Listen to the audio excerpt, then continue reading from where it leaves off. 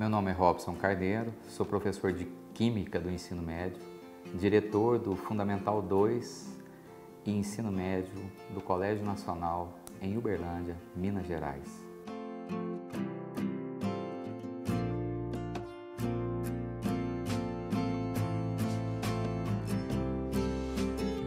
Nasci em Uberlândia, morei em Uberlândia até os 13 anos, depois me mudei, passei minha adolescência no estado de Goiás, numa cidade muito pequena, e aí o meu contato com a escola não foi dos mais brilhantes, porque eu tinha de trabalhar durante o dia e estudava à noite, então a escola para mim era uma coisa secundária.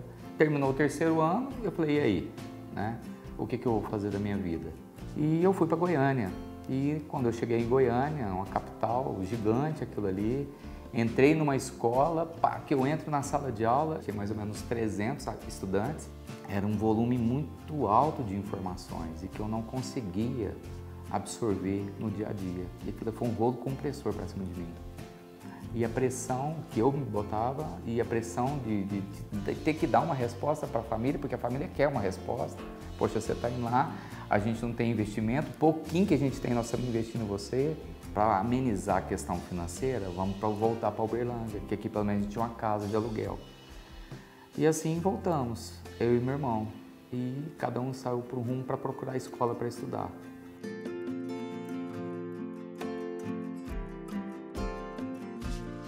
E quando eu estava na primeira aula, uma professora chegou e perguntou como é que era meu nome.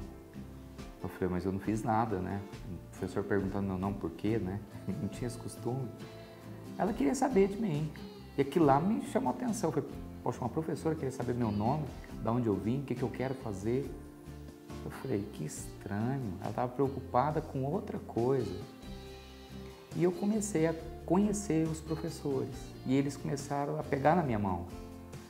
E essa professora foi fantástica, porque ela, um belo dia ela chegou, eu me lembro direitinho, e falou, Robson, você quer aprender matemática? Poxa, Vanessa, eu quero aprender muito. Ela falou, então hoje à tarde a gente começa a trabalhar com a matemática. Ela comprou caderno para mim, ela comprou caneta, lápis. Ela me pegou na minha mão e ela me ensinou matemática. Eu não tinha noção do que aquilo ia mexer na minha vida. E mexeu demais, mas uma coisa assim impressionante. A Maria Vanessa, eu guardo ela no meu coração. É a pessoa que me levou para um outro lugar, né?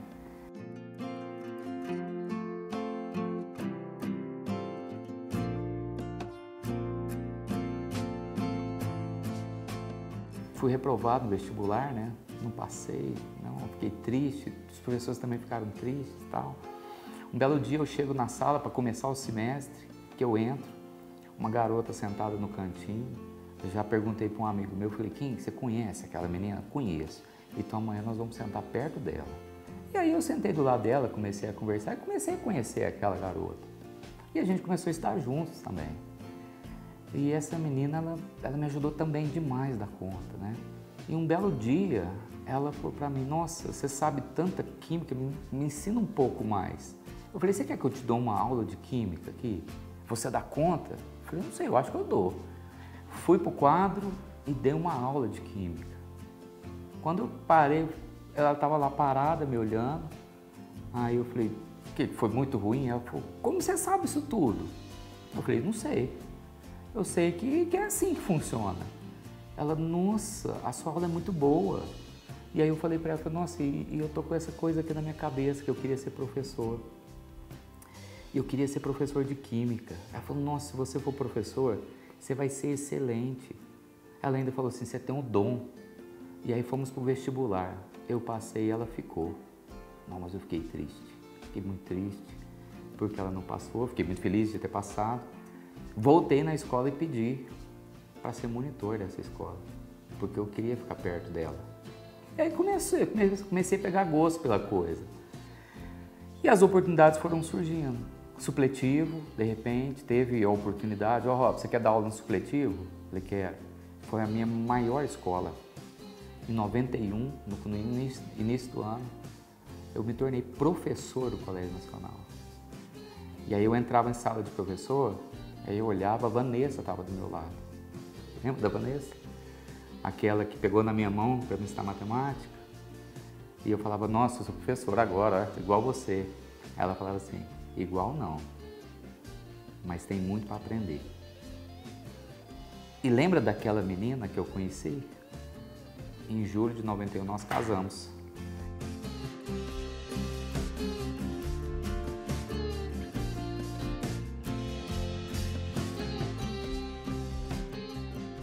Um dia eu me perguntei, será por que eu gosto disso? Por que será que eu gosto de ser professor? E aí eu me lembrei de um episódio que aconteceu quando eu tinha 10 anos de idade.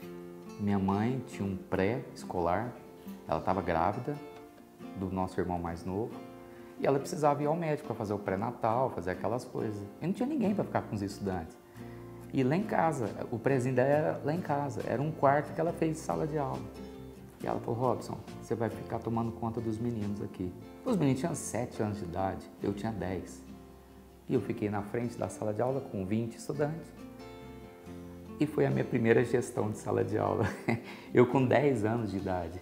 Esses dias a gente conversando lá, minha mãe falou, nossa, se for hoje eu seria presa. Eu falei, mãe, seria presa mesmo. Mas aquilo me despertou. E a minha mãe, ela para mim é um exemplo, é uma inspiração.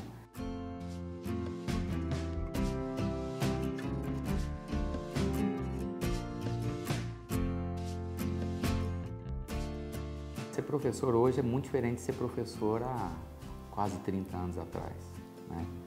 Tá mais desafiante hoje ser professor. Por quê? Porque o sistema não mudou nada. Continua a mesma coisa. Sabe aquela fala de que a escola é do século XIX, o professor é do século XX e o estudante é do século XXI?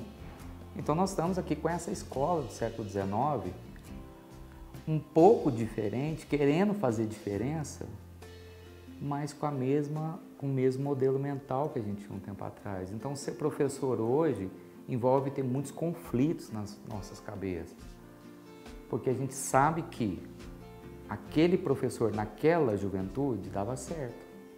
Aquele professor com essa juventude é conflituoso. Hoje, você está dando aula, você vai lá e coloca hidrocarbonetos aromáticos. O estudante, na palma da mão, ele tem tudo que você precisa. Aquilo ali não... E ele tem boas aulas na mão. Ele tem tudo na mão. Então, o que fazer daquilo? Então, de verdade, o conteúdo, ele tem que ser pretexto para você desenvolver habilidades e competências. Então, de repente, você está falando um tanto de nome que ele precisa memorizar, mas o pano de fundo é, olha, eu estou te ensinando a categorizar, eu estou te ensinando a classificar, eu estou te ensinando a criar uma taxonomia. Isso que é mais forte.